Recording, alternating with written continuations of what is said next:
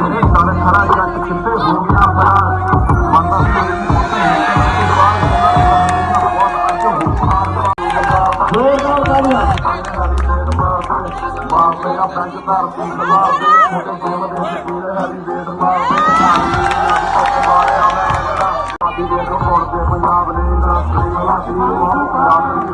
खबर के दर्शकों का स्वागत है, देशवासियों का स्वागत है, भारतवासियों का स्वागत है। शुरू करते हैं खेल से। आप अगर भारत के रहने वाले हैं, भारत तो छोड़िए बल्कि आप एशियाई देश के रहने वाले हैं, यहां मेरा मतलब है नेपाल, श्रीलंका, पाकिस्तान, बांग्लादेश और चीन वगैरह में, इस तरीके में, तो यकीन मानिए यहां पे जितने भी लड़के बच्चे किशोर होते हैं, वो बच्चे जो तकरीबन 6 साल से लेके और 16 साल तक के होते हैं, यकीन करिए लगभग हर एशियाई मुल्क में, लगभग पूरे भारत के अंदर कोई बच्चा ऐसा होगा, लड़का लड़की इवन दोनों, जिन्होंने पंजा कुश्ती गेम ना खेला हो, जिसे आर्म रेसलिंग कहते हैं। आर्म रेसलिंग में बता दूं कि हाथों से पंजा लड़ाने की खेल को कहते हैं। इस खेल को में कोई चवन्नी अठन्नी नहीं लगती, कोई पैसा नहीं लगता, बस आप शुरू हो जाइए टेबल पे, कुर्सी पे, घर के बेड पे, जहां आपको मौका मिले। ये बड़ा लोकप्रिय गेम है। ये घर घर गली गली कूचे कूचे हर स्कूल घर में खेला जाने वाला खेल है। अगर आप पुरानी फिल्मों के अंदर में देखें तो तकरीबन पुरानी फिल्मों के अंदर में हीरो को कहीं ना कहीं पंजा कुश्ती लड़ते हुए जरूर दिखाया गया है। इवन अभी हाल ही में एक वरुण धवन और जॉन इब्राहिम की फिल्म आई, उसके अंदर भी जॉन इब्राहिम को विलेन के साथ काफी देर तक पंजा कुश्ती लड़ते हुए दिखाया गया। और आगे की तरफ हम बात कर रहे हैं तो सिल्वेस्टर स्टैलोन की एक ऑन द टॉप या ओवर द टॉप एक मशहूर फिल्म है, जिसके अंदर तो वो पूरी फिल्म ही पंजा कुश्ती के ऊपर आधारित है। पंजा कुश्ती की बात हो दिल्ली में और परवीन राणा का नाम ना आए तो ऐसा हो ही नहीं सकता। या परवीन अरोड़ा जी का, हम परवीन अरोड़ा जी के पास में इस समय मौजूद है। परवीन अरोड़ा जी दिल्ली में बरसों से, कई साल से, 82 के जमाने से खुद भी कुश्ती के पंजा कुश्ती के खिलाड़ी, सक्रिय खिलाड़ी रहे हैं और अब आयोजक श्रेणी में आ गए। परवीन जी, बहुत बहुत स्वागत है ताजा खबर चैनल में। सबसे पहले अपने विषय में दर्शकों को बताइए। सर पहले तो मैं नमस्कार करूंगा सभी को जी। अभी दशहरे का पावन अवसर है तो सभी को, देशवासियों को हार्दिक शुभकामनाएं। जी जी जी। तो दिवाली भी आने वाली है। दिवाली भी आने वाली है, दिवाली पे भी हम पंजा कुश्ती का आयोजन करेंगे। अच्छा जी जी। तो अभी हमने पंजा कुश्ती का आयोजन करता जिसमें 25-30 बच्चे थे जो खेले हैं आर्म रेसलिंग वगैरह। आर्म रेसलिंग बरसों से खेला है जैसे भी आपने बताया। तो पहले तो हम खिलाड़ी होते थे, एक उम्र होती है खेलने की भी, तो मेरा वेट होता था, मैं दिल्ली स्टेट खेला हुआ हूँ, नेशनल खेला हुआ हूँ, ऑल इंडिया चैंपियन भी रहा हूँ। ये तो कई बरसों से कर रहे हो। और अब मैं दिल्ली आर्मरेसलिंग एसोसिएशन का जनरल सेक्रेटरी हूँ। हमारे प्रेसिडेंट है मिस्टर उमेश कुमार जी। अच्छा।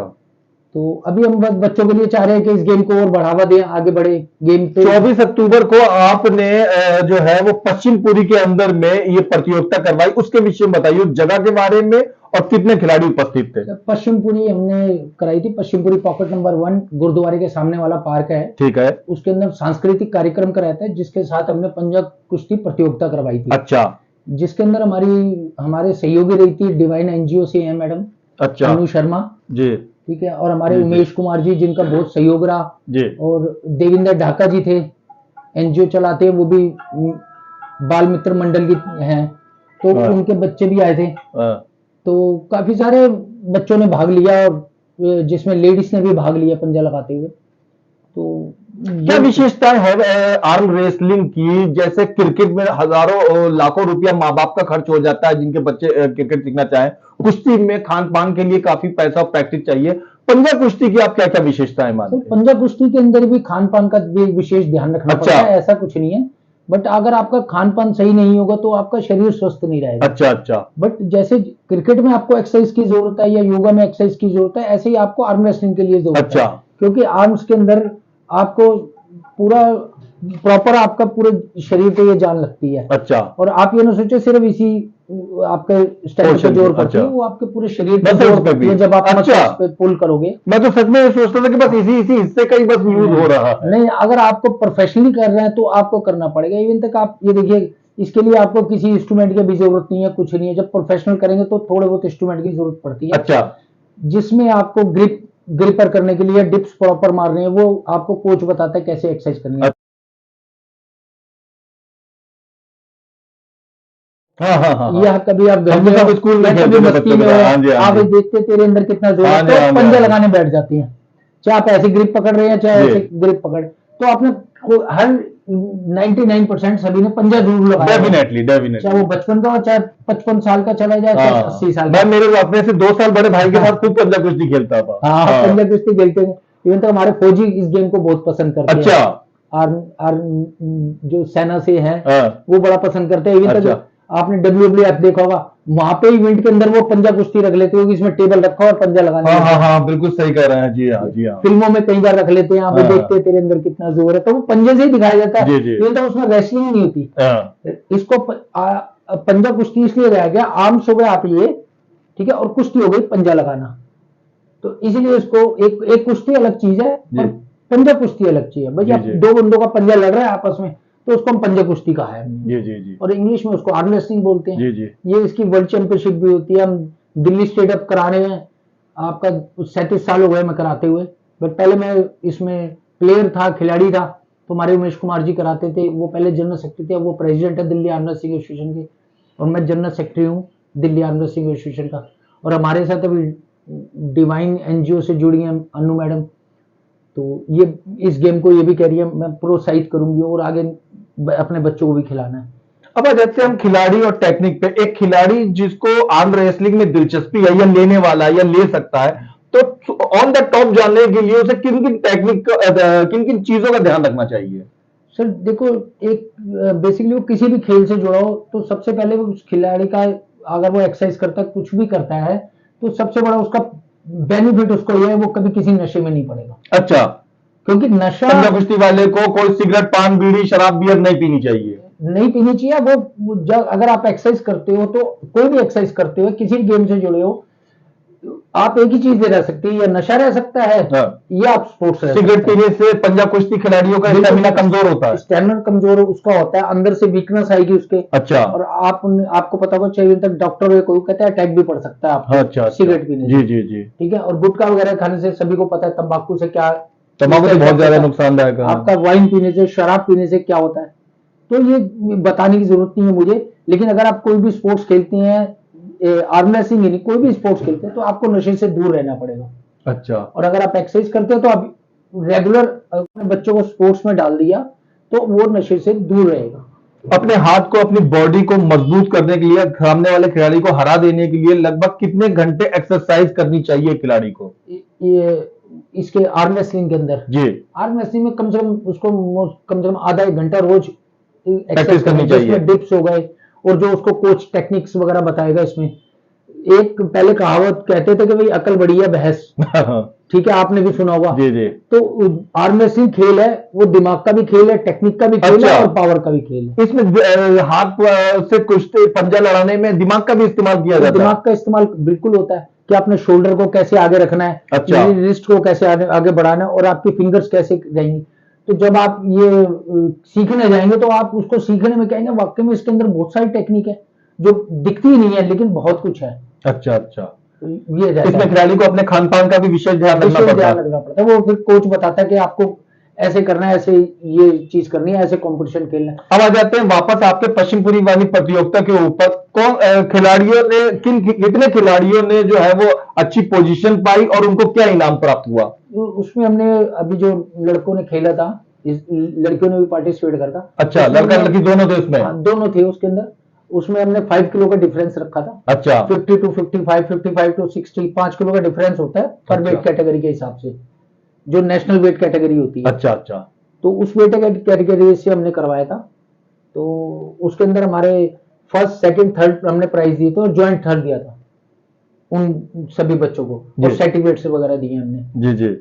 बाकी उनको मौका दिया हमने आगे। दिल्ली आर्म रेसलिंग एसोसिएशन की तरफ से जी। आयोजन कराया जाएगा, तो उसके अंदर वो पार्टिसिपेट ले सकते हैं। और एक प्रोग्राम तो आपने अभी कल करवाया 24 अक्टूबर को, दूसरा भी कोई प्रोग्राम भविष्य में करने का इरादा रखते हैं? अभी हम जनवरी या फरवरी में हम अच्छा। दिल्ली स्टेट रखेंगे।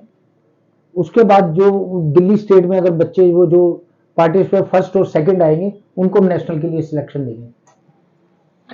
आपसे बात करके बड़ा अच्छा लगा परवीन जी, और बड़ा अच्छा काम कर रहे हैं अरोड़ा साहब इस पंजा कुश्ती को बढ़ावा देने के लिए में।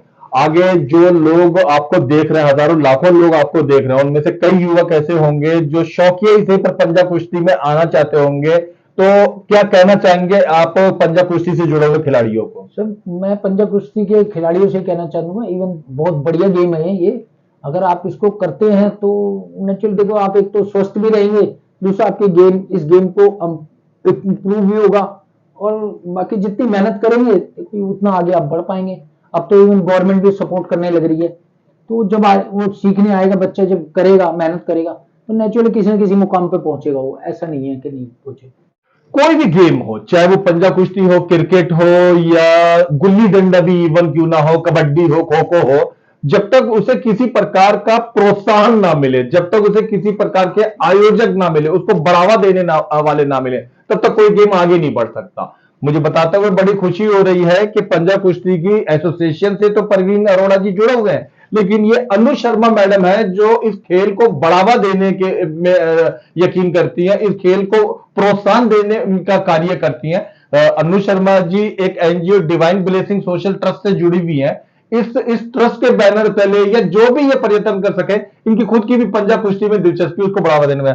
अनु जी बहुत बहुत स्वागत है आपका। शर्मा मैडम सबसे पहले दर्शकों को अपने विषय में बताइए। जी नमस्कार।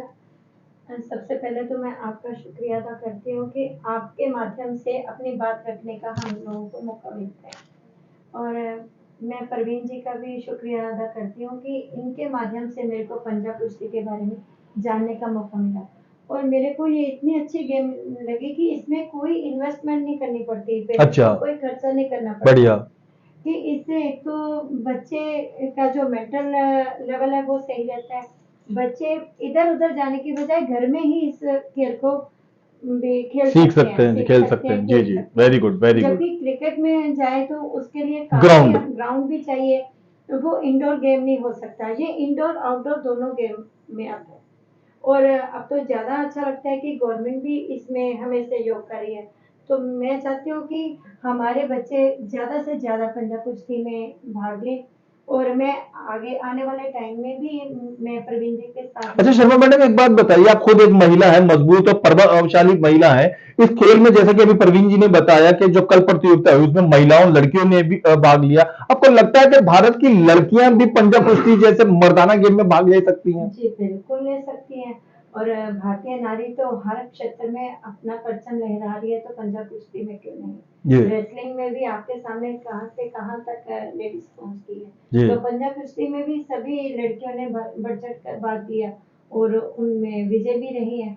तो आगे भी आने वाले समय में भी वो बढ़ चढ़ कर भाग लेगी और जीतेंगी भी, और ठीक है, मैं अब उनके लिए जी। प्रतियोगिता रखूंगी अपने अच्छा, बैनर के क्या तहत, बात है, बहुत बढ़िया। और उनको प्रोत्साहन दूंगी। शर्मा मैडम अब मैं चाहूंगा कि आप दर्शकों को अपनी ये डिवाइन बैलेंसिंग सोशल ट्रस्ट के विषय में बताइए, कब ये स्थापित हुई, इसके क्या क्या कार्य हैं और भविष्य में आपके क्या सपने हैं? जी मेरे डिवाइन ब्लेसिंग सोशल ट्रस्ट, वैसे मैं ये बताना चाहूंगी, ये नाम पर मैंने रखा कि डिवाइन ब्लेसिंग का नाम है, मतलब है कि ईश्वरीय अनुकंपा, जिसके ऊपर स्पेशल भगवान की कृपा बरसती है, दिव्यता। हाँ जी, वो बहुत ही बढ़िया। डिवाइन हो सकता है। सबके अपने अपने मीनिंग है, मेरे अकॉर्डिंग बहुत अच्छा। तो मैं इसके लिए स्पेशल बच्चों के ऊपर ही वर्क करती हूँ, चाहे वो रोड के ऊपर घूमते बच्चे हों, और या फिर किसी भी तरह कैसे भी बच्चों को के लिए, चाहे उनको सिंगिंग का हो, डांसिंग का हो, अभी ड्राइंग कंपटीशन हो, और मैं बच्चों के लिए मॉडलिंग शो करवाती हूँ, उसमें भी अच्छा। बच्चे मेरे रहते हैं।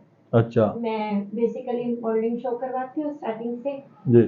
और इसमें मैं इस ट्रस्ट के साथ हाँ अच्छा जी अच्छा। सिंगिंग के अभी मैंने अपनी सोसाइटी में प्रोग्राम करवाया था। कौन सी सोसाइटी में रहती हैं आप? मैं मादीपुर मधुबन एनक्लेव में रहती हूँ। अच्छा अच्छा। और उसी सोसाइटी में मैंने अपने अष्टमी वाले दिन नवरात्रि स्पेशल और डांडिया नाइट करवाई थी।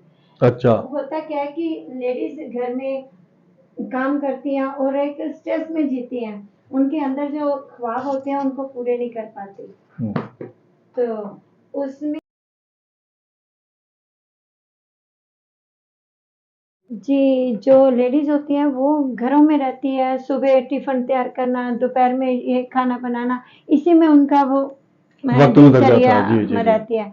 तो क्या होता है कि वो एक स्ट्रेस के तले टाइम भी बस काम करे जा रही हैं, उनको ये नहीं होता। कभी वो 10 मिनट निकालती है तो सोचती है हम ये भी कर सकते हैं।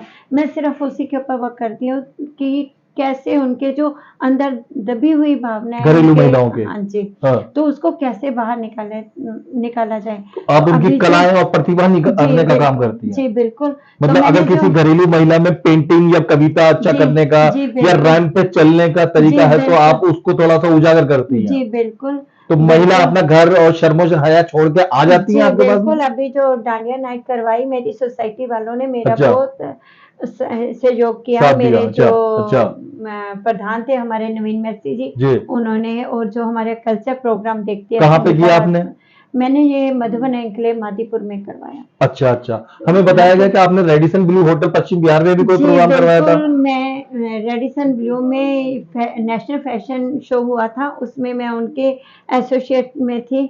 वो भी बहुत अच्छा रहा था। और आपके ज्वालाहेड़ी में ही मैंने ये किंग्स कोर्ट में मॉडलिंग शो करवाया था कहाँ पे करवाया था? Last year. किंग्स कोर्ट ज्वालाहेड़ी के सामने बिल्कुल, अच्छा, अच्छा, अच्छा। वहाँ करवाया था। बहुत अच्छा सक्सेस रहा वो भी शो। Very good. उसके बाद मैं ये स्टूडियोज़ में शो करवाती रहती हूँ। ये मेरा फर्स्ट एक्सपीरियंस था जो मैंने अपनी सोसाइटी में ओपन एरिया में और खुले में करवाया, कि मेरे को वहाँ से भी बहुत अच्छा रिस्पॉन्स मिला। और दशहरा के जो आजकल तो आपको पता ही है त्योहारों का सीज़न है और हर जगह प्रोग्राम हो रहे हैं। तो परवीन जी के और अनमोल जी के माध्यम से मेरे को एक दशहरा के प्रोग्राम में जाने का मौका मौका मिला। मिला। और वहाँ जो झाँकियाँ देखने को मिली, मैं तो नमन करती हूँ, जो झाँकियाँ निकालते हैं, वो हमारी संस्कृति को ज़िंदा रखने का एक माध्यम है। जी।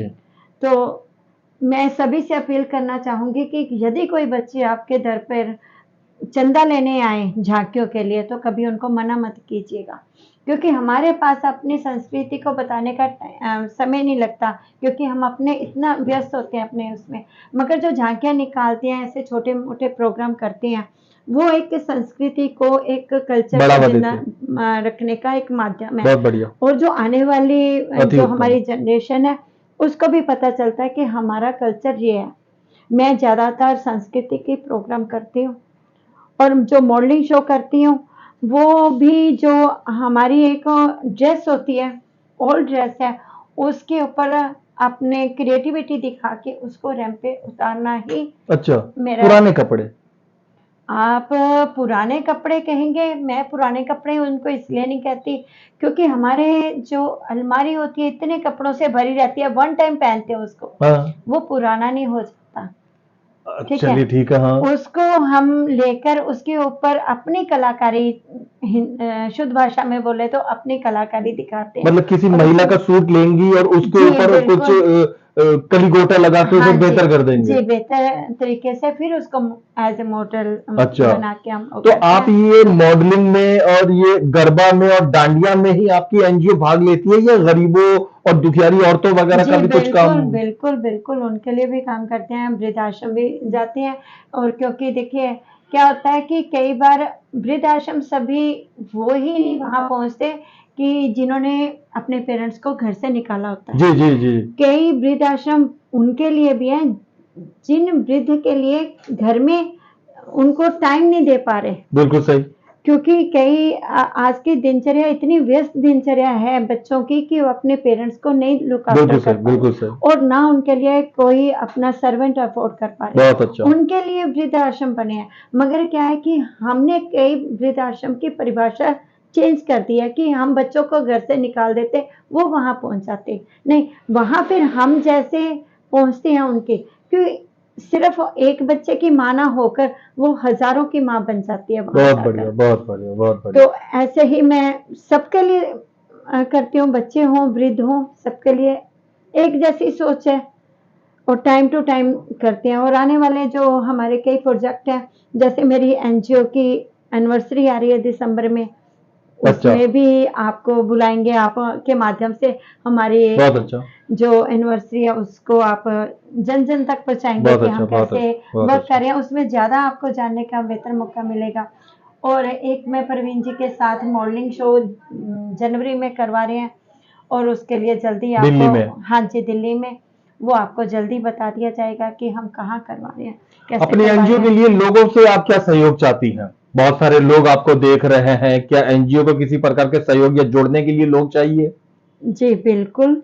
अगर लोग देखिए, आपके एनजीओ से जुड़ना चाहें तो कैसे आपसे ताल्लुक स्थापित कर सकते हैं? जी पहले तो मैं ये बोलना चाहूंगी कि अकेला इंसान कुछ भी नहीं कर सकता। जी, जी। एक सिंगल थॉट जो होता है वो किसी की भी लाइफ बदल सकता है।